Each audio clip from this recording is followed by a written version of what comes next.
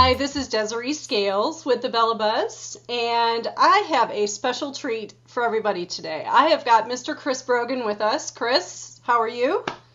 Better than nothing. Okay, that's great. And Chris is with Human Business Works, and he's a well-known author. He has Trust Agents under his belt, a New York Times bestseller. And I've got in my hot little hands his latest, which is The Impact Equation. And we're going to talk about this today because I think this book is going to help a lot of people. It's already helped me. And Chris, thanks for being here. Well, I'm just thrilled. Thank you so much for having me. And it's this happens to be the first interview I'm doing about the impact equation. Well, very honored to be the first interviewer. So, as it were. So, thank you so much. And just will mention that Chris and I have reconnected recently. I'm in his blog topics masterclass, learning how to write blog posts better and find topics easier. And it's made a big impact on my writing. Thank you, Chris. So, Thank you. Basically, the basis of the book is really to help everybody learn how to make an impact, whether they're installing gutters, whether they're doing web design, or whether they're an accountant, and how they can make an impact. Chris, talk about that just a little bit. Well, what the book ends up being, slightly unintentional. My co-author, Julien Smith, and I never wanted to write a sequel to Trust Agents, but when we went shopping around for what people really wanted for a new book from us, publishers all wanted a sequel to Trust Agents, and we said, forget it, we're not doing that. And then closer to the time it came to write the book, we said, oh, you know what? People do have some misgivings and misunderstandings. We probably ought to do something to clear up or help explain the parts that we thought made sense that didn't quite make sense to people. And so we wrote this book in a way to say, so here's the other stuff that maybe didn't make as much sense, and got that covered.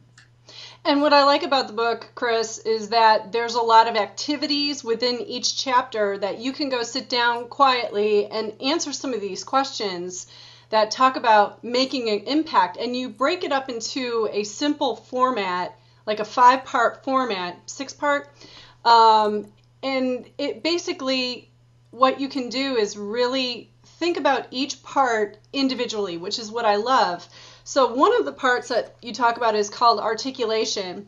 And I think for me personally, this really stood out for me. And it was where you said on page 105, writing is now one of the few skills you must have. And we really mean must here for the 21st century. Writing. Let's talk about writing. Why is that important? Well, so the number one visited websites for the first time in the history of the web, the number one visited websites are all social networks. They've actually pushed adult websites down a notch, which terrifies me. But what it seems to me is that, as we are updating our Facebook and as we are considering our blogs or our email newsletters as a business person, there's a lot of what we have to do now that requires the written word. Email is the bearer network of all our business correspondence. And so not just writing, but writing well and writing in an articulate fashion, writing with brevity. That seems to be the one absolutely lacking element. And so what we decided to push was the notion that to articulate requires one to really be brief and learn how to get to the point clearly and fast. Right. And you mentioned, writing like your audience is 6 years old. Now, that may turn some people off because they're going to say, my audience isn't 6 years old. They're going to think I sound dumb if I start writing that way. What do you mean by that, and why do you think that's effective? So that comes from a professor of mine, Ken Hadge, who had that great phrase, tell it to me like I'm 6 years old.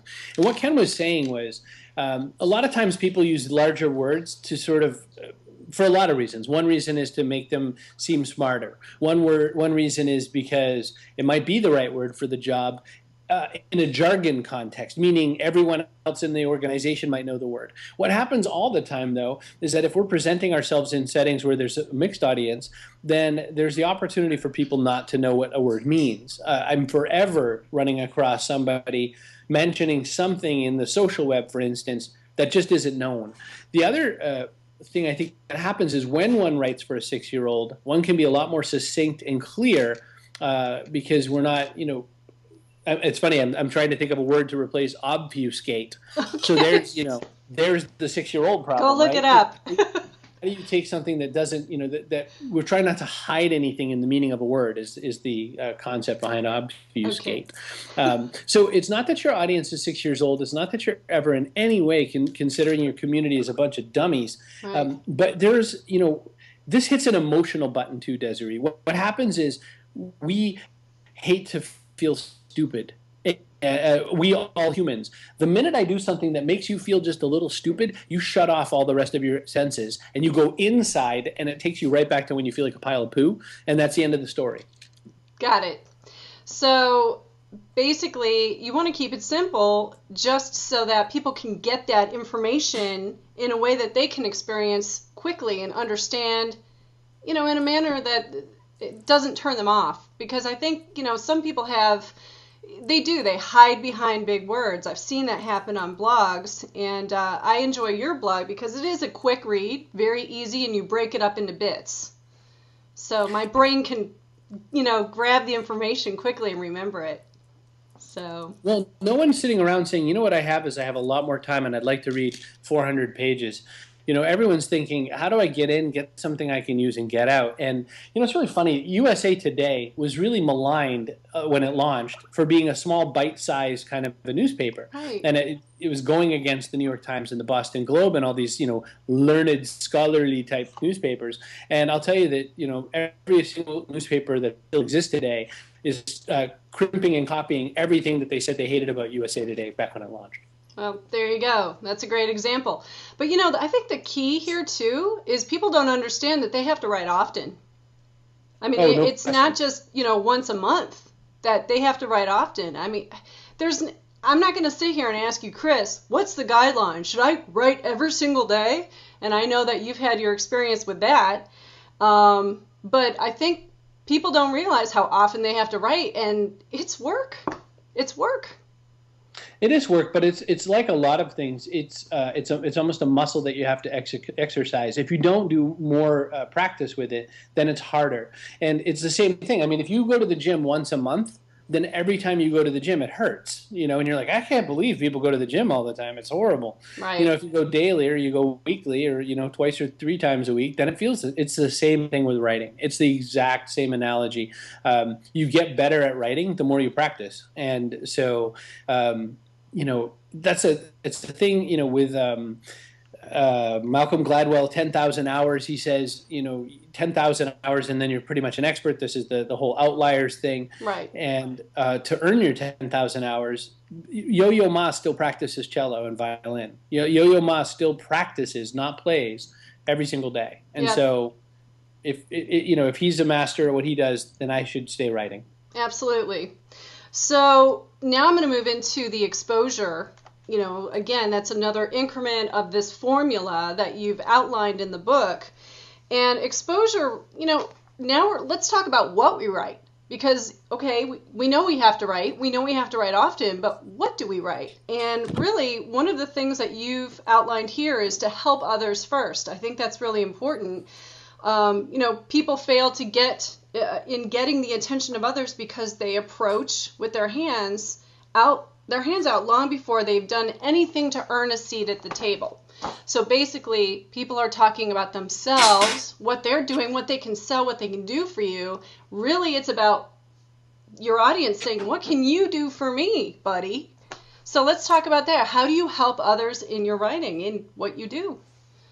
Well, I mean, so the real number one and number two thing that really got me to where I needed to go in life was be helpful and be everywhere.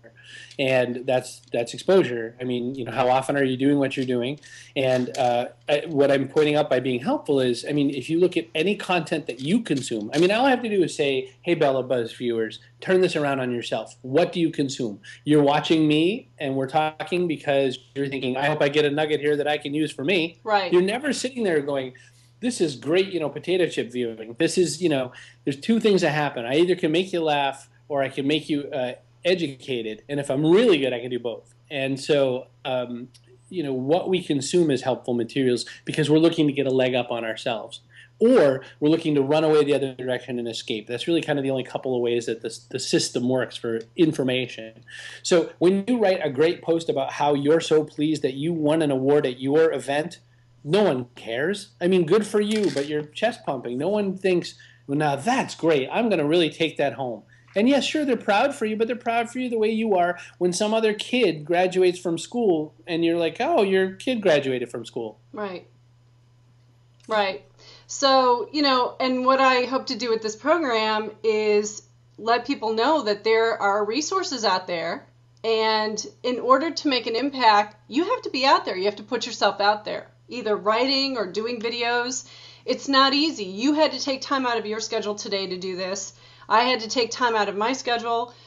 But we do it because we want to help others find their way, in business. And this is a great book to do that. I really appreciate, all the work that you and Julien have done with the book. There's some really good takeaways. And I think Trust Agents was good, but this has a lot more meat, a lot more takeaways. And I think that was where you were going with it, right? Yeah, well, Julien and I both read a lot of business books. And when we wrote Trust Agents, what we said was we want to write a business book that we'd be willing to read. And with Impact Equation, years later from Trust Agents, we're now saying, boy, there's a billion books about how to use the web differently. And our book isn't really exactly about social networks. Right. It certainly applies, and we paint with that brush a lot. But we said, what can we do differently? And what we can do differently is we can give a few ideas, some recipes, and some guides to really kind of help people move forward. And it's not a sit at the keyboard and type in kind of a guide. It's more like, how do you get your head on just right? And so that's what we wanted to leave people with. And I feel like we did a good job with this one. Yeah, you're making people actually look in the mirror with this book and take a look at what they're doing and what they're reflecting out and how to do that better. And it's great. I mean, it's really, it's a good book. And I think it's going to help people take the next step to help others. Because really, like you said, the book, we're all connected and we're all just trying to help each other do better. So thank you so much for being with us today. I really appreciate it. Oh, well, thank you. I really appreciate the opportunity to be here. No problem. And this is Desiree Scales again with the Bella Buzz. Thank you for your time.